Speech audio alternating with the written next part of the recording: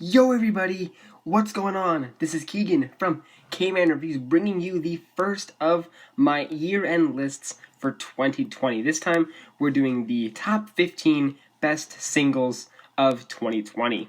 Now of course before we get into the list we gotta lay down a couple of ground rules. So what classifies a single? Well, in my honest opinion, a single can be one of three things.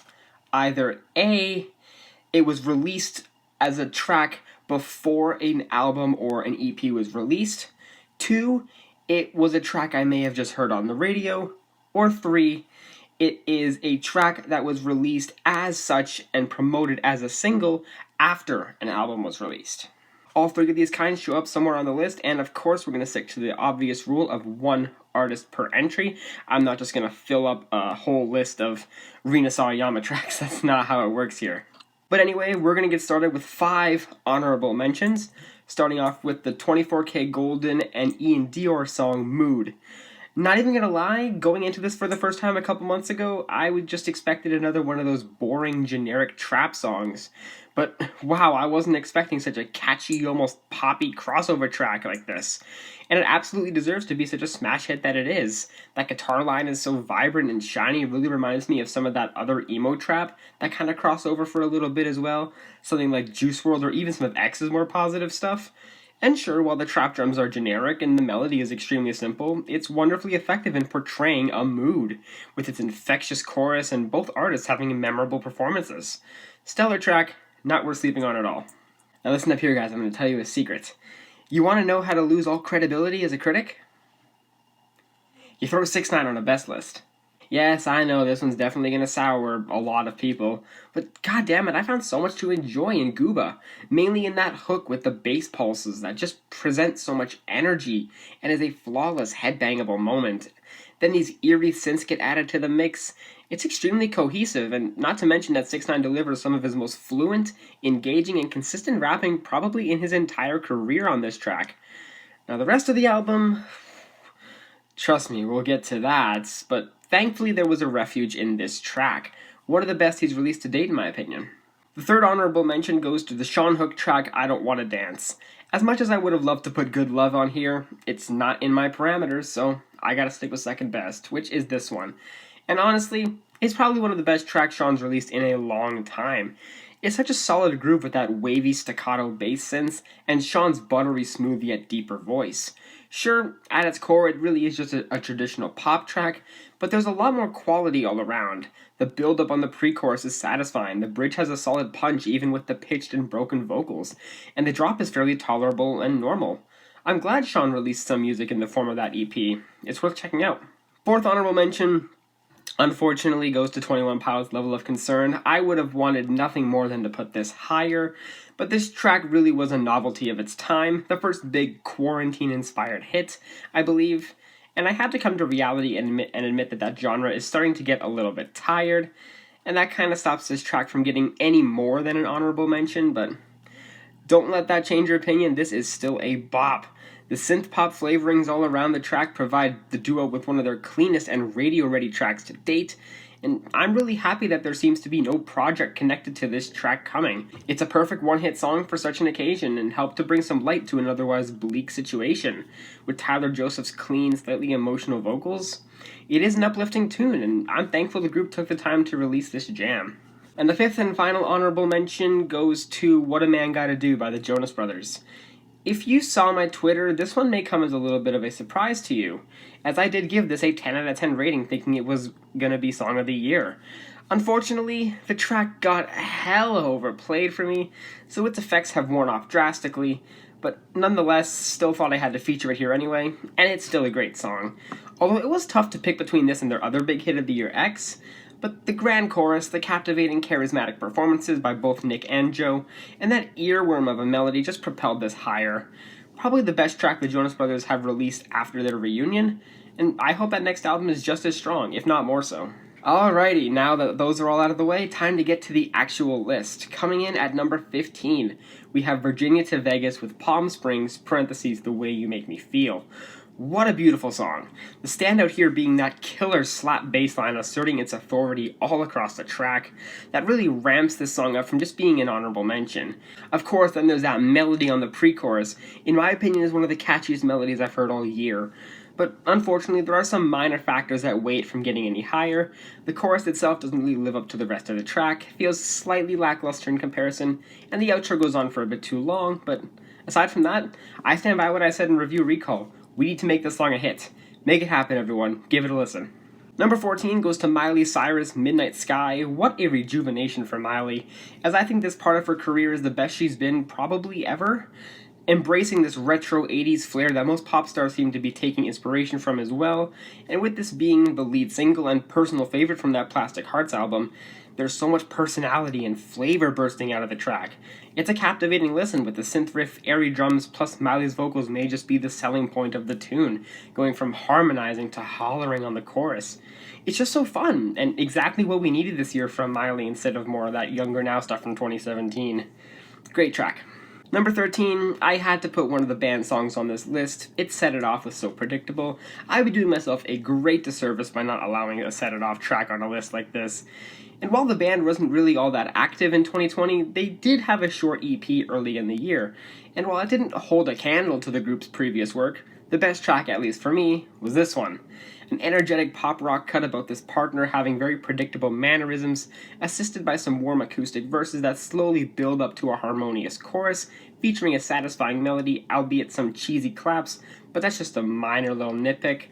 I wish the band all the success in the next year, especially after the turmoil followed in the year previous, and I'm only hoping they stay on the same path of quality as this song here. Number 12, ooh boy, this one's gonna stir up some controversy. It's Cardi B and Megan Thee Stallion with WAP. God damn it, I love this song. And I'm glad songs like this exist to push the boundaries of popular music. It may just be one of the dirtiest and raunchiest tracks of the year, maybe even the past decade. And I couldn't think of two more fitting names to be present and rapping about this subject. Cardi and Megan have a surprising amount of chemistry together, but they both have such different cadences. Cardi is much more dominant. No bullshit, she gets right to the point in a normal flow, but Megan is immaculate. Her flow is rapid fire, it's aggressive, and both are so damn enjoyable at the end of the day over this smooth, wavy bass drum that just flows like the tide coming in. Very fitting to the title in my opinion. Whether you enjoy this track or not, you cannot deny its cultural impact. It's one of the best things Cardi's done in her career, and Megan will use this to coast to even higher heights than she is at right now. Awesome song. Number 11, just barely missing out on the top 10, I gotta give it to The Weeknd's In Your Eyes. While this may not have been a single, it still became a hit, so it counts. And I'm so thankful it did, as this has only warmed on me the more I hear this album. The blatant synth-pop inspiration just works so well with Abel's sultrier yet still poppy voice. It feels like something off of Starboy, which to this day remains my favorite Weeknd album, and is one of the poppiest songs off of After Hours. And no, I don't even want to hear about that remix with Doja Cat, nor do I even want to hear it in the first place, because this is just a standout in his catalog. I don't want to ruin it for me. Also, saxophone breaks after the choruses pretty much speak for itself. Yeah, you don't want to miss this tune. Give it a listen. Kicking off our top 10, we have one of the biggest radio hits of the year, Lady Gaga and Ariana Grande with Rain on Me.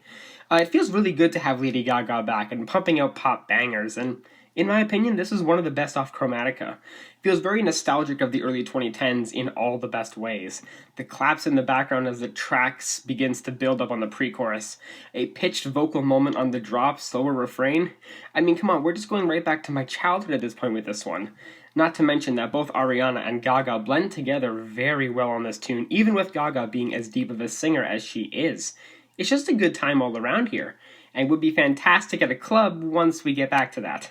Great jam. Number 9 may come as a little bit of a shocker to anyone who watched my review. It's Scott Helman's Papa, the first and only ballad that will appear on this list, and as much as I would have loved to put Everything Sucks from the same album, but that came out last year. Second best, however, still amazing. A touching tribute to his late grandfather who passed away in June of 2019, and the track just stings to listen to. It's sentimental and vulnerable as Scott reminisces in these lyrics about all the great memories him and his brother had with their papa, but then also returning to reality and his deteriorating health.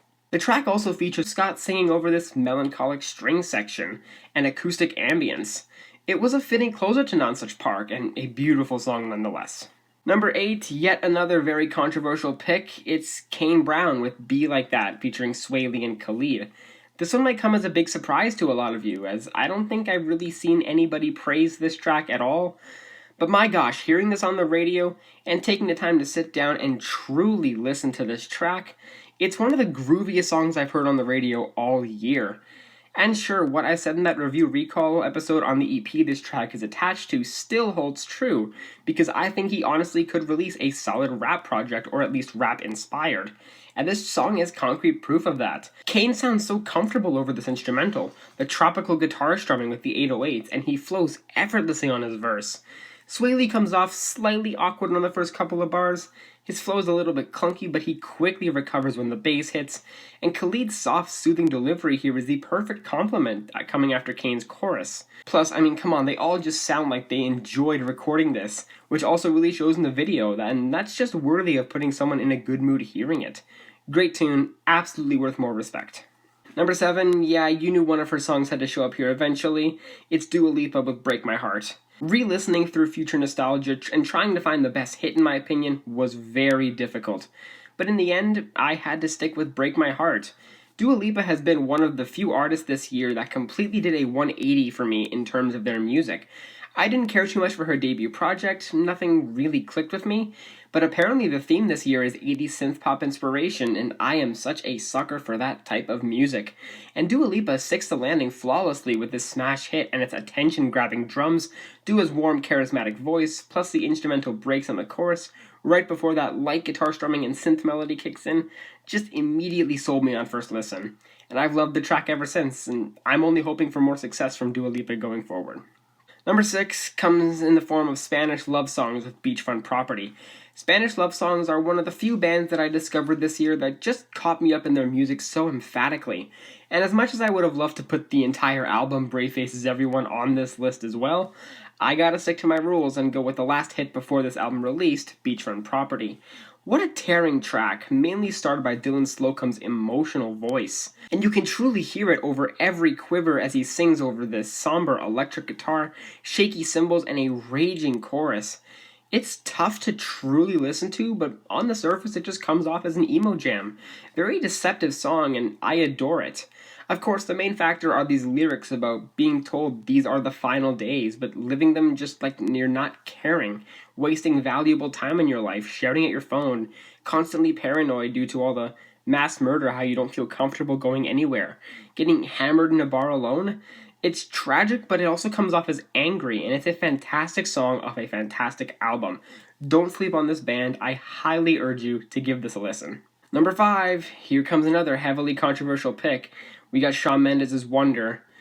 Whew, this one's gonna go over just peachy. Like, imagine enjoying Shawn Mendes in 2020. But in all honesty, I've enjoyed him from the start. I think he has a fantastic voice, great presence on a track, and seeing his progression as an artist over the past 4 years has been quite a journey. And I think with Wonder here, he's reached an apex in his career for hit singles. If he manages to surpass this with his next project, it'll be a miracle, because I think this is gold. The track starts off nice and calm with a light throb of the bass, and then builds up to this grand, soaring chorus that makes the track stand out as much as it does. Not to mention that final anthemic chorus just being as solid as it is. It's definitely a peak in his career, and while I personally think the track could have benefited from a bridge or a low refrain for an even more gratifying build-up, with what we got here, this is pretty damn incredible. I enjoyed it a lot. Number 4 is Architects with Animals. The other band that I was introduced to this year, Architects, and while I still haven't delved into their back catalog yet, although I have heard great things about it, this track was my first taste of the group, and if some people are saying this is a step down from their last album, Holy Hell, then wow, I gotta check out the album, because this to me is goddamn incredible. The biggest comparison I can give this song is Skillet with cursing and much more badassery. And while that may seem like an insult considering, Skillet, but I think it works fantastically well. That damn bass line is so gritty and angry, plus the banging of the snare drum. It's so satisfying in the background of the chorus. Also, that instrumental change up on the bridge. Instant extra points for being so heavy and tense, especially with the nuclear sirens looming in the background. What a colossal track. Give this song a listen for your sake. Number 3, here we go, yet another controversial pick. We got BTS's Dynamite, and geez, imagine sticking this song as high, or even in some fans' eyes, probably not even high enough. But whatever side of the coin you fall on, it won't change my enjoyment of this absolute bop. In fact, one of the heaviest bops of this year, and a track that has had such an effect on me, as it may have just pushed me to follow more K-pop stuff. There's so much here to love. It's a really clean track. All 7 of the members display excellent amounts of exuberance and charisma, keep the track nice and lively all the way throughout. And while I have heard some people say the pitch change at the final chorus kills the track, I mean, come on. The song is called Dynamite. It should go out with a bang, shouldn't it? I only wish BTS more success, and hopefully they can keep cranking out bops like this for years to come. Great track. Oh boy. Now here we are. This one hurts. At number 2, we have Rina Sawayama with X's. I wanted this to be number 1, and for a while it was looking to be such. Unfortunately, another track came out that just managed to edge it out in my opinion. But that does not deny the track from being pretty much a perfect song in every aspect. The nostalgia is just overflowing here, reminding me of some of that early 2000s pop, but just given an alternative, modern touch, so obviously in the metal guitar outbursts layered aplenty throughout the song and the chorus. The dramatic strings happening in the background as well for most of the tune add so much flavor alongside said metal garnishes. There's a lot here to take in, no doubt. It will most likely be overwhelming for a newcomer, as it was for me, but once you get past all the oddities and appreciate them for being so important to this tune about living in opulence, yeah, you'll find a true gem of a track. No doubt will be in my rotation for the foreseeable future. Wonderful song. And here we are, the cream of the crop, number 1. What is my favorite single of the year? Well, if you watch one of my more recent reviews, you might have an idea. Number 1 goes to Gorillaz with Valley of the Pagans featuring Beck. Funnily enough, this wasn't even eligible for this list until it became a post-album single as soon as the album dropped. And I'd say Damon and company made a fantastic choice. The track starts swinging right from the gate with Beck's voice sounding just as good as it ever was. What really catches me, however, is this synth melody on this track. The glitzy, polished flashes gracing the tune with so much life and funk as well. Not to mention, Tootie and Beck work together so well. They complement each other every time the next one comes on, and that damn transition into the bridge is a highlight for the year. I'll repeat it as the same I did in my review. You have not lived until you hear that smooth transition. It is effortless. It is flawless. The track is flawless. Give this a listen now. What are you doing still watching this video? I'm just joking around, but I hope you all know that this is just my opinion. If you made it this far, thank you so much for watching the video. Hope you enjoyed it. I will see you in the next one. Peace.